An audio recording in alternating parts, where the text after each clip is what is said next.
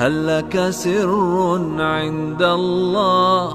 بينك أنت وبين الله هل لك صدقات تخفى. السلام علیکم ورحمۃ اللہ وبرکاتہ۔ ڈیمز کے حوالے سے کہ اس کے لیے رقم وغیرہ اکٹھی کرنا یہ رسول اللہ صلی اللہ علیہ وسلم کی سنت ہے اور حضرت عثمان نے ایسا کیا تھا۔ تو یہ بات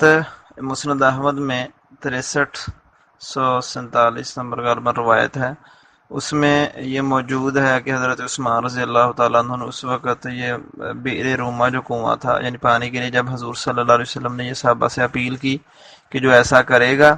تو میں اس کے لیے جنت کی بشارت بھی دیتا ہوں، اور بھی آپ نے بشارت دی، تو حضرت عثمان رضی اللہ تعالیٰ عنہ نے وہ خریدا اور خرید کر مسلمانوں کے لیے وقف کر دیا۔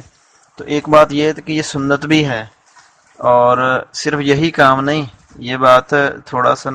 یہ سمجھ لینی چاہیے ہمارے مسلمانوں میں عام طور پر یہ ظاہر پرستی والا جو ایک رجحان ہوتا ہے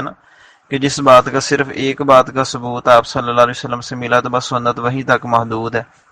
تو ایسے اس طرح کے جو واقعات ہوتے ہیں ان سے یہ بات سمجھ آتی ہے کہ جو بھی اجتماعی بھلائی کے کام ہیں،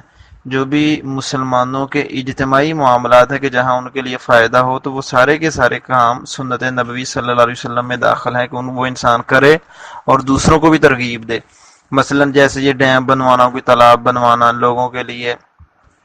کوئی کھانے پینے کی چیزوں کا اہتمام کر دینا، ان کے مشکلات میں کام آنا، ان کی جو ضروریات ہیں ان کو پوری کرنا، تو یہ سارے کے سارے وہ کام، کسی کی تعلیم کے لیے خرچ ہے وہ دینا، کسی کی بچی کی شادی کروا دینا، تو ایسے جو اجتماعی بھلائی کے کام ہوتے ہیں تو وہ سارے کے سارے سنت میں ہی داخل ہیں۔ اور جیسے کہ یہ شجرکاری مہم ہے، یہ ماحول کو صاف ستھرا کرنے والی بات ہے، یہ بھی اجتماعی معاملات میں ہے۔ سائے کا اہتمام کر دینا لوگوں کے لیے، یہ بھی اجتماعی بھلائی کا کام ہے، یہ ساری کی ساری سنتیں ہیں۔ اور حضور صلی اللہ علیہ وسلم کا فرمان ہے کہ خیر الناس من ينفع الناس، لوگوں میں سے بہترین بندہ وہ ہے جس سے لوگ فائدہ اٹھائیں۔ تو اس لیے سنت صرف یہیں تک محدود نہیں ہے کہ ہم کہیں کہ جی ڈیم بنوانے کے لیے اگر تو سنت اللہ کے نبی کا عمل ملے گا تو ہم عمل کریں گے، ورنہ نہیں۔ یہ یعنی آپ بغیر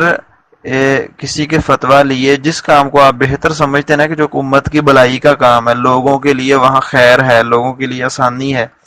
تو اور لوگوں کے لیے فائدہ ہو سکتا ہے، تو وہ سارے کے سارے کام آپ کر سکتے ہیں، کیونکہ وہ اس عموم میں داخل ہیں کہ آپ صلی اللہ علیہ وسلم نے لوگوں کی خیر خواہی کرنے کا حکم دیا ہے۔ الدین النصیحہ کے دین خیر خواہی کا نام ہے، اس لیے یہ ساری سنت میں اعمال داخل ہیں۔ واللہ اعلم بالصواب۔